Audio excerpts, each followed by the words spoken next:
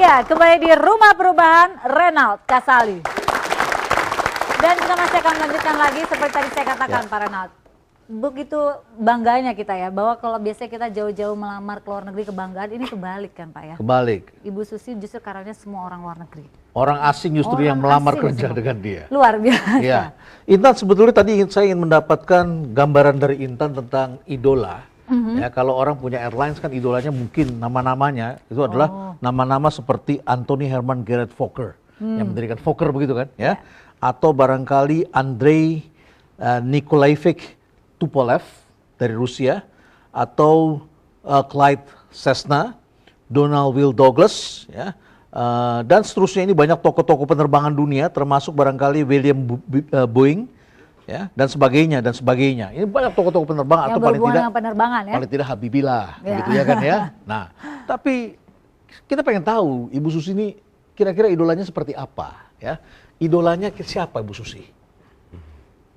Tokoh idola saya suka tokoh perwayangan Semar, Pak. Semar.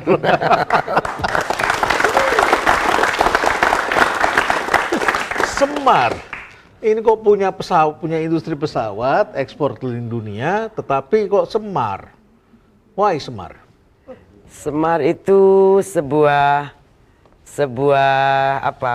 gambaran dari bagaimana kebijakan, kegetiran dibungkus dalam kelucuan dan simplicity, Pak.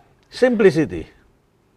Being Semar ya. Jadi kalau kita lihat falsafah hidup dia, cara dia menghadapi prahara dan ya kejadian-kejadian di sekeliling dia, mengasuh anak-anaknya, dia buat begitu, sebetulnya sangat bijak, Pak. Sangat tapi bijak. Cara dia begitu simple dan funny dan lucu, sehingga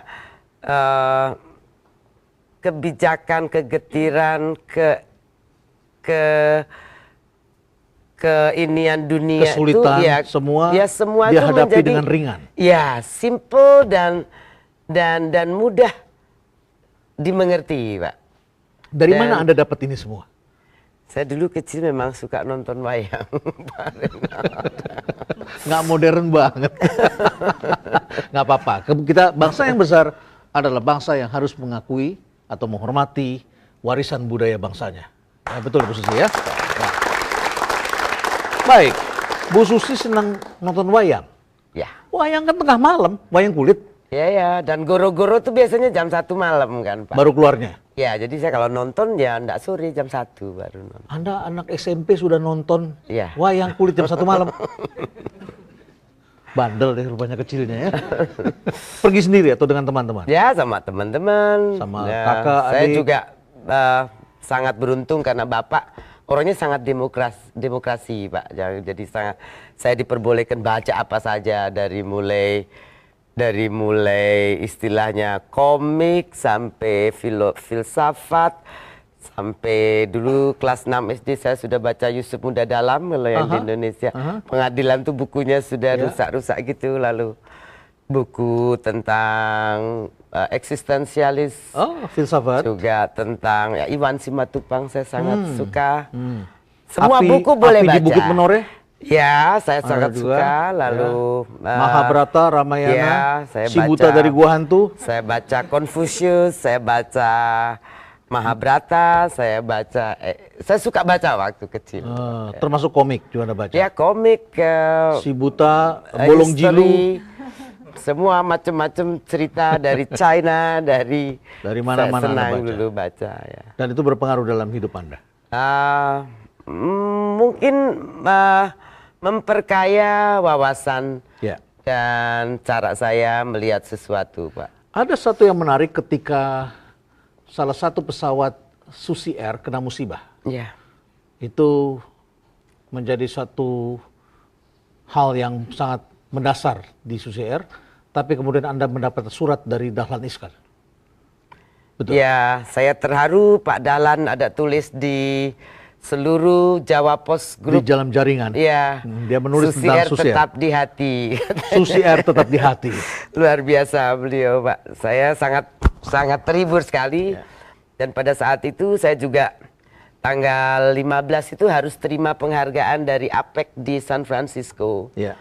Saya putuskan tidak jadi berangkat karena waktu itu pilot saya belum bisa bawa dari hutan ke Wamena. Jadi saya tunggu sampai selesai, saya wakilkan kepada petugas BRI yang ada di...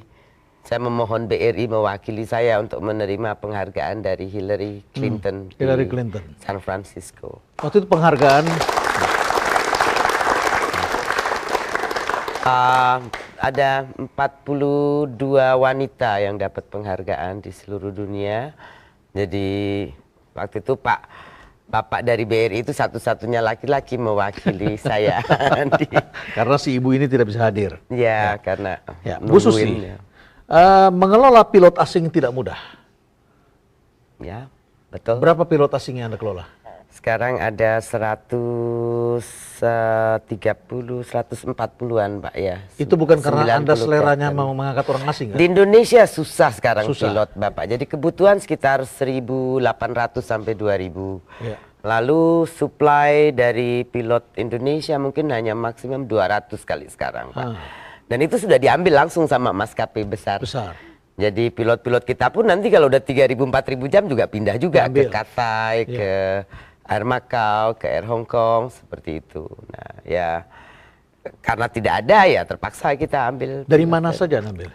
Dari ada 32 negara. 32 negara? Ya. Ada orang Indonesia masih ada 3 orang. Ya, Ada masih. orang Indonesia 3 orang. Nah rencana kita tahun ini kita akan berikan beasiswa 10 sampai 20 orang kepada Saya masih bisa putra-putri. mendaftar? Boleh. Boleh. Boleh. Masih bisa ya? Asal Umur lulus, tidak jadi masalah kan? Tidak jadi masalah. Umur tidak jadi masalah. Ya hidup saya barangkali bisa berubah juga barangkali ini. Cita-cita yang tidak tercapai barangkali. Ya, Bu Susi, mengelola pilot-pilot asing itu tentu berbeda.